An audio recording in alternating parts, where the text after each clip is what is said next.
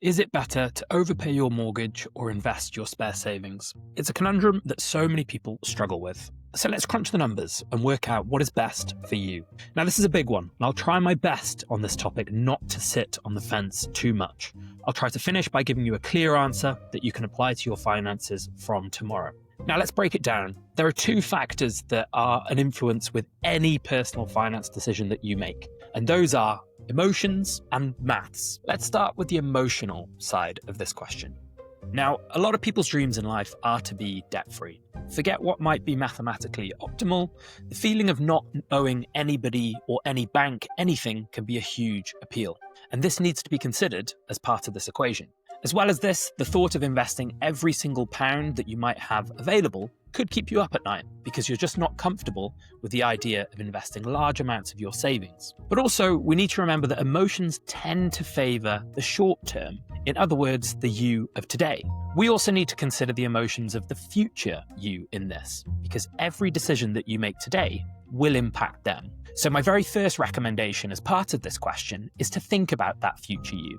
Would they prefer to be debt-free quickly, or would they rather to have an investment account that might be available for them to dip into, might be paying them an income and growing value? These are the first things that you need to think about. Next up, it's time to consider the maths. And for this section, it's best that we pretend we are robots for a second and have no emotions. You might already have some friends that act like that. At the heart of this question is interest rates and return rates. Now, maths dictates that if your mortgage interest rate is lower than what you might be able to earn while investing, then it's going to make sense to place your money into investments. But as we know, rates can change over time. So it's impossible for us to perfectly predict what that's going to be. So let's actually bring this to life with an example, and let's use Jenny. So let's say Jenny has a mortgage of around about £300,000, and that mortgage has an interest rate of about 4% per annum and has about 25 years left on it. Her monthly payments are around about £1,800 per month. Now, Jenny thinks that she might be able to free up around about an extra £500 per month. Now, it looks like Jenny has a choice between two things. She can either use that £500 and overpay the mortgage, or Jenny could actually invest that money into, say, a stocks and shares ISA that might be invested in a globally diversified portfolio. Now, if Jenny chooses to overpay her mortgage with the £500, there are two huge benefits. One is that she will repay her mortgage significantly quicker than the original 25-year term. The other is that she would actually save herself a huge amount of interest that otherwise would have been charged for the whole length of the loan.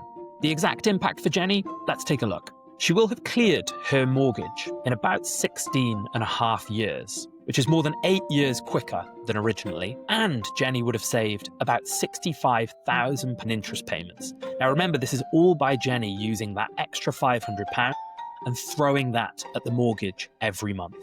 Now this feels like a winner, but let's have a look at what would have happened if Jenny had actually invested that £500 instead of overpaying that mortgage.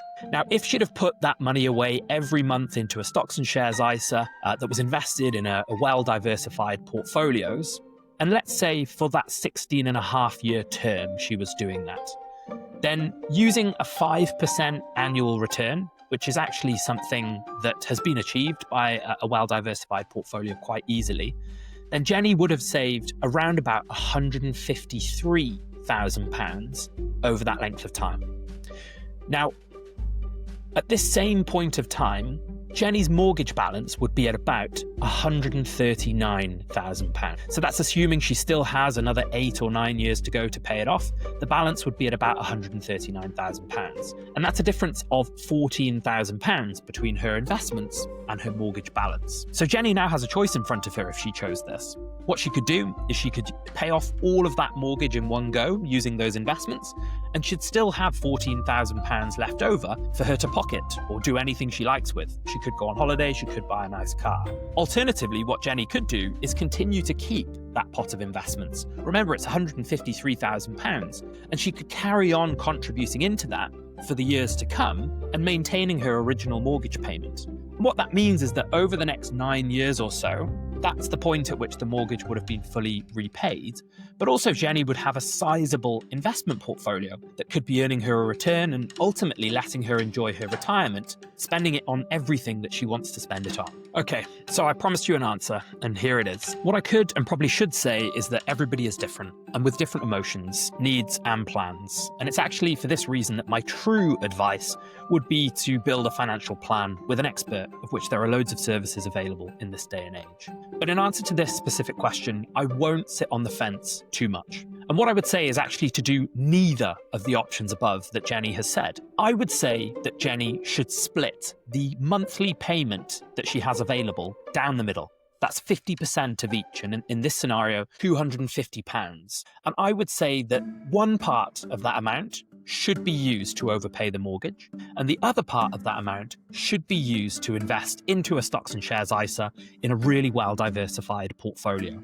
And that might sound like sitting on the fence, but really it isn't. We get so obsessed in life and in this day and age of trying to do things perfectly, of trying to be all of one and none of the other. And what that means is we actually end up burying our head in the sand because we're so worried about making the wrong decision. Now, by splitting that monthly savings straight down the middle and putting half in one place and half in the other, you're pretty much guaranteeing that you're not going to make a perfectly wrong decision. And it also gives Jenny so much flexibility into the future.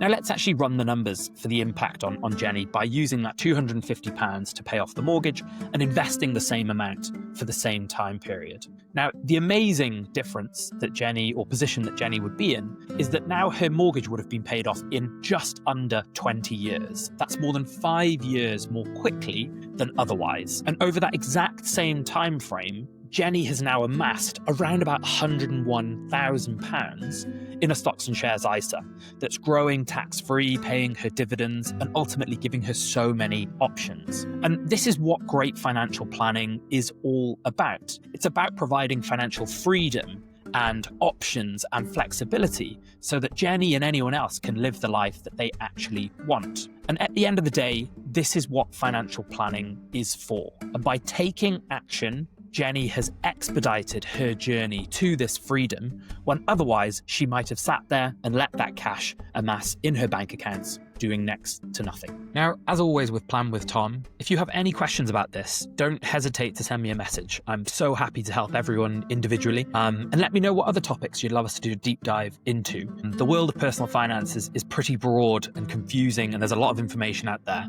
So I think it's my job to try and boil this down into something that's easy to understand and ultimately help you take the right steps to make life a little bit easier.